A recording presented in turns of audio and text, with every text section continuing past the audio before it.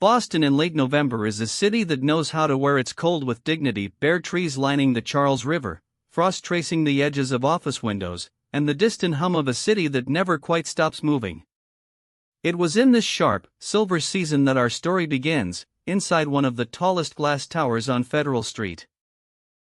Oliver Hartwell had built his wealth the old-fashioned way, not through luck or inheritance, but through 30 years of early mornings, difficult decisions, and a relentless belief that hard work compounded like interest.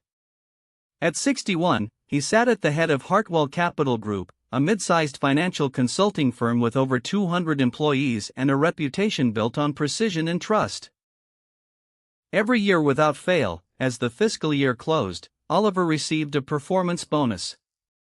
This year, the board had approved a staggering $200,000, his largest ever, a reward for steering the firm through an unexpectedly turbulent market. His assistant had already sent the paperwork. All he had to do was sign. But that same week, Oliver received another document, this one from the finance department. The firm had suffered unexpected losses in its third quarter, and the board had quietly authorized a round of layoffs.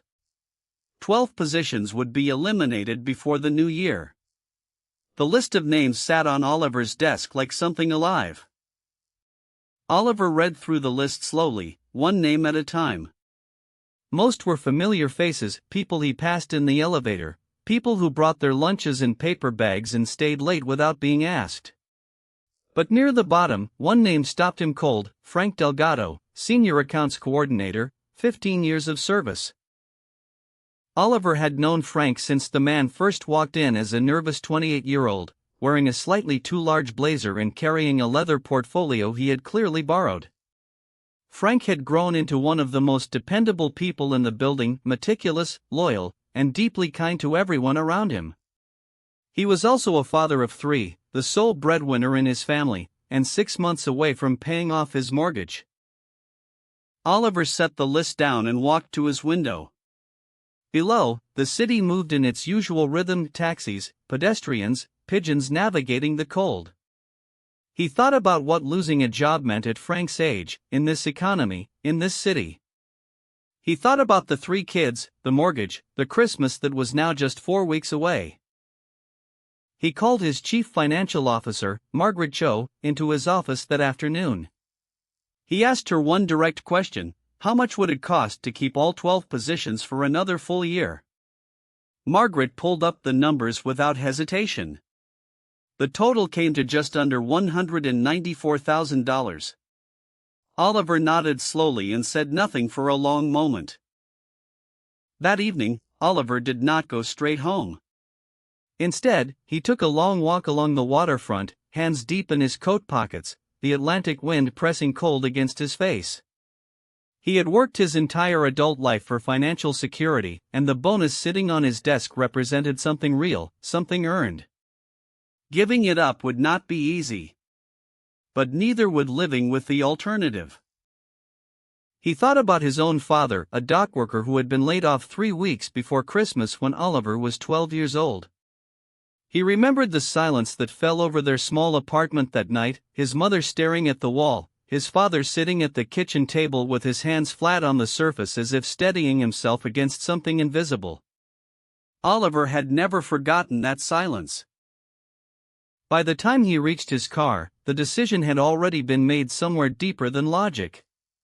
He sat in the cold leather seat for a moment, then took out his phone and sent a single message to Margaret: cancel the layoffs. I'll explain tomorrow. He set the phone face down on the passenger seat and drove home.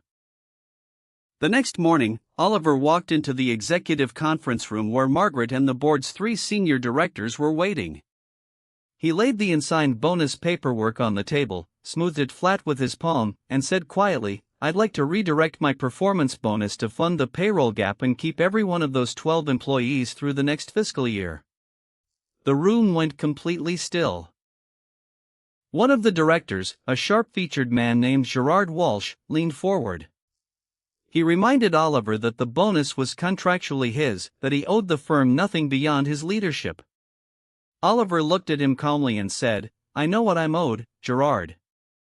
I'm choosing to use it differently.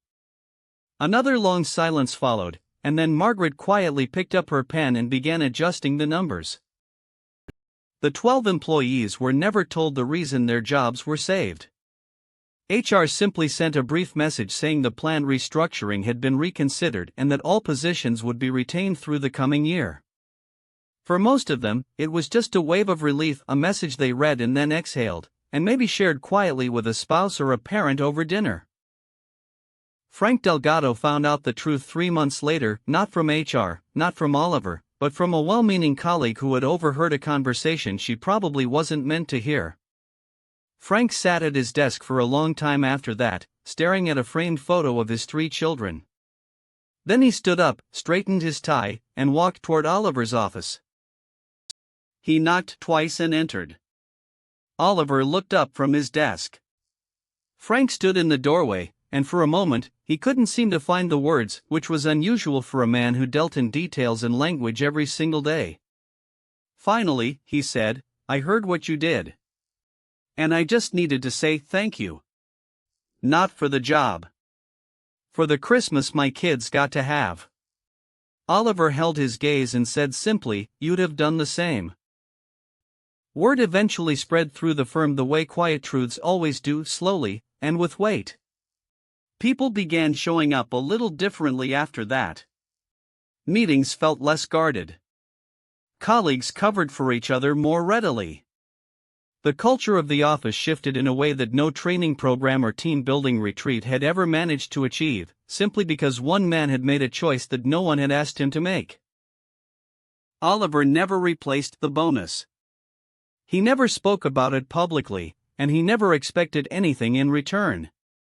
But on the last day of that fiscal year, when the firm posted its strongest quarter in over a decade, he sat at his window again, same cold city, same bare trees, same river, and he felt something he hadn't felt in a very long time. He felt like the kind of man his father would have been proud of.